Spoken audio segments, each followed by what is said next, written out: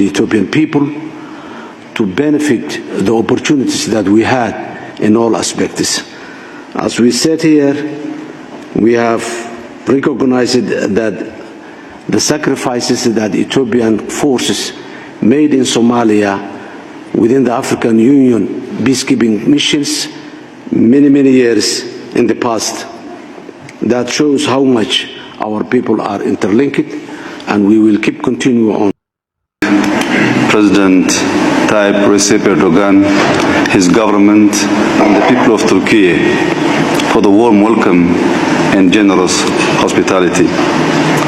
I take this opportune moment to express appreciation. Breaking news. Oduu ammee Itoophiyaa fi Somaaliyaa walii galanii jira. Yoo kan isiniin jedhu immoo Somaalilaandii fi Itoophiyaa miti. Kan walii galee biyya waggaa tokko guutuudhaaf ija walitti gaarreeffatan, fuula walitti gaarreeffatan, walirratti duulaa turan. Ati kana jettetu jedhan biyyoota Somaaliyaa fi Itoophiyaa kan biyyoonni adda addaa jidduu seenanii adda dhiibaa turan. Keessumattuu Eertiriyaa fi Ijipti jidduu seenaniitiin waan kana teenshinii kana kaammeessaa turan guyyaa har'aa biyyi kun lamaan walii galuudhaan diina akka Ijiptii fi Eertiraa lafatti gadi deebifte. Kanarratti taankiyuu galatoomi kan jedhamuun Baba Erdogan Dr. Abiy Ahmad kootu akkasumallee immoo Sheikh Hassan pirezidaantii Somaaliyaatiin kootu jedheeni yoo diqqaate kanaan duratti ja'a adoolessaa keessa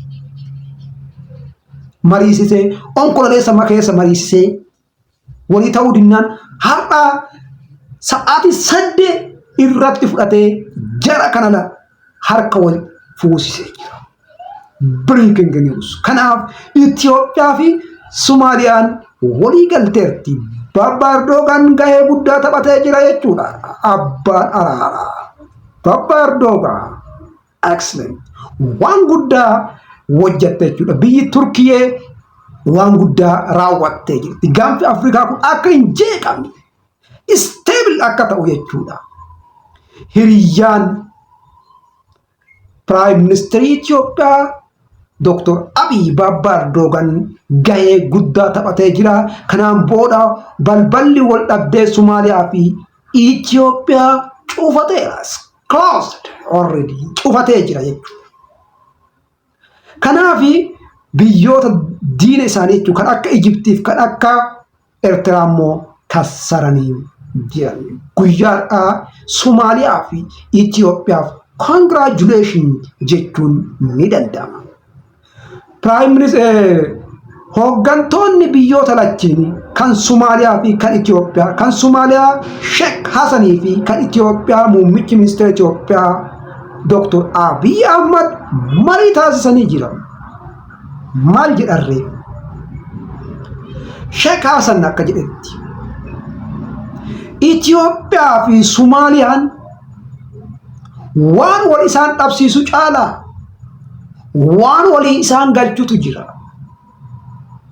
Keessumattuu walii galteen kun gaanfa Afrikaa kan jeequmsitti hammaatu, kan lolli adda addaa ciccitiinsi adda addaatti hammaatu kana keessatti walii galteen Somaaliyaa fi Itoophiyaa kun gahee guddaa ta'a jedhee jira jechuudha.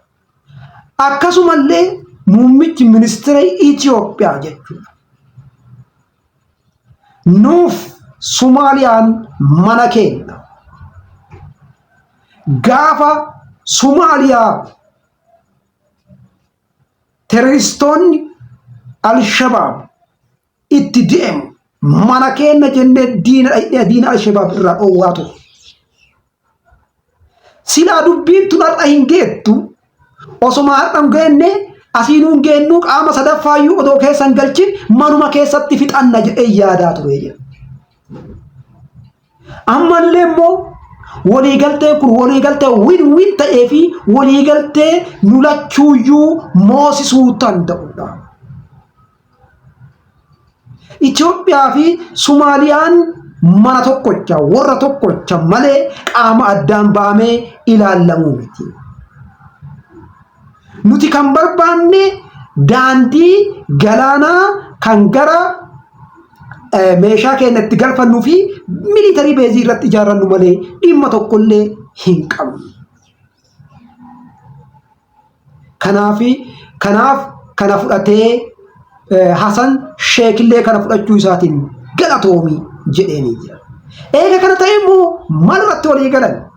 Kanaan booda Itoophiyaan hulaa galaanaa dhaabbataa ta'e permanent kan ta'e jechuudha argattee jirti. Hulaa galaanaa kanaan meeshaa galfachuu dandeetti, militarii beezii ijaarrachuu dandeetti. Kun Itoophiyaadhaaf carraa gaariidha. Garuu immoo as keessatti wanni hin ibsin memorandum of understanding Somalilandiif Itoophiyaa jidduutti taasifame sun ni diigamamoo itti fufa. Isa irraa immoo wanti dubbatame hin jiru. Gaafa isarraa kan dubbatamu ta'e dhufnee waa'ee sanirrallee kan dubbannu ta'a jechuudha. Biyya akka Itoophiyaa biyya akka Itoophiyaa uummata miliyoona 120 qabduuf hulaa galaanaa tokko yoo hin taane hulaa galaanaa 2, 3, 4, 5 qabdi jechuudha. Geggeessummaa jechuun akkas ka. Waan taphachuu danda'u taphatteeti faayidaa biyya keetii fi faayidaa uummata keetii eegsifta. Congratulations Ethiopia. Kun Itoophiyaadhaaf carraa gaariidha. Waan guddatu hojjetame jechuudha.